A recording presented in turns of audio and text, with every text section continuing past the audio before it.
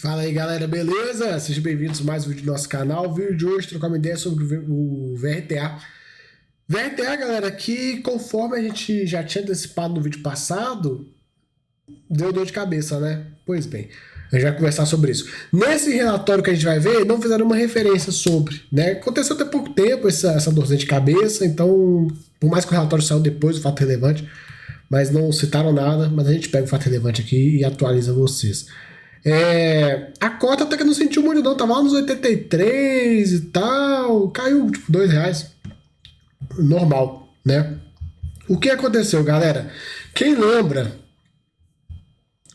aqui, ó, quem lembra desse CRI aqui, ó, dessa indústria cerâmica Fragnani aqui, que tava inadimplente e tudo, desde fevereiro do ano, e aí eles estavam vendo o que ia fazer e tudo, pererê, parará, pororô, qualquer medida a ser realizada, ia ter uma análise, não sei o que, aquela coisa toda, né, e tudo mais. Aí, pois bem, veio o fato relevante, onde a empresa entrou em recuperação judicial, né, entraram em RJ. A maior exposição hoje do VRTA, então temos aí a maior exposição do fundo hoje com operação em RJ, e ele comenta que essa recuperação judicial não vai afetar o pagamento de dividendos do fundo, que aí vem aquela ladainha de que os CRIs são créditos extra concursais, não são sujeitos ao plano de recuperação judicial, não sei o que, pererê, aquela coisa toda. Porém, galera, sempre tomar cuidado com isso, porque o que acontece? Por mais que o CRI ele é extra concursal, ele não entra na RJ. Cadê? Deixa eu mostrar aqui. Às vezes, o imóvel que é a garantia desse CRI é aquele famoso imóvel essencial para a empresa lá, aqui, ó. Garantias oficiais de imóveis, oficiais de recebíveis, fianças, fundo de reserva, fundo de despesa, seguro. Aí que eu falo, às vezes esse imóvel que está aqui em alienação, na hora que o fundo for pensar nele, que o pessoal vai falar? Não. É imóvel essencial para uma operação, não posso ficar sem ele, não. E aí eles não conseguem executar, né?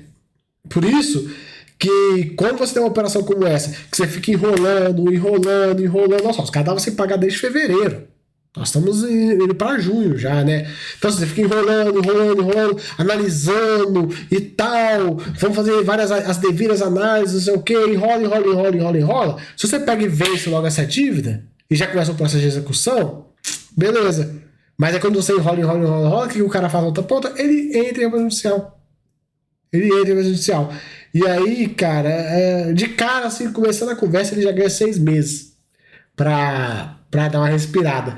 E aí depois aí você tem que entrar com a ação para falar que o CRI não faz parte da RJ, aí o juiz tem que entender, aí você vai querer executar, e aí o devedor vai alegar que é essencial para a operação dele, e não sei o que, e vai, enrola. Você sabe o que a justiça no Brasil é? Quando você perde 1 ano e meio nessa brincadeira, assim, ó, rindo. Então, aquela coisa, né? Começou a não pagar, tem que executar, não dá pra ficar de gracinha, não, porque o cara vai, quando ele entra em RJ, ele te ferra. Então, esse é o grande destaque aí do VRTA no mês, né? Se a gente pegar aqui e olhar, ó, é a maior operação do fundo hoje, né?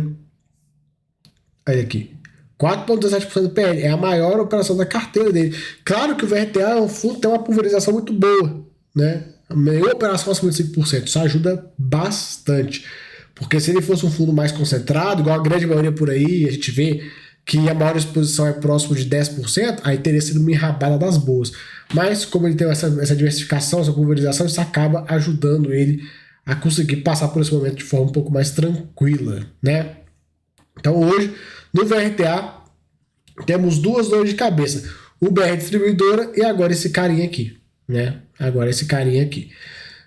Sobre o mês do VRTA, movimentações, além da carteira de fundo imobiliários dele, né? São os probleminhas, mas tá lá. Ele vendeu 1,2 bilhões em RBRY e SNME, comprou aí mais uma tranche do CRI Patrimônio e contratou mais 3 milhões de compromissados. O BR Distribuidora segue sem pagar e deve continuar assim por um bom tempo.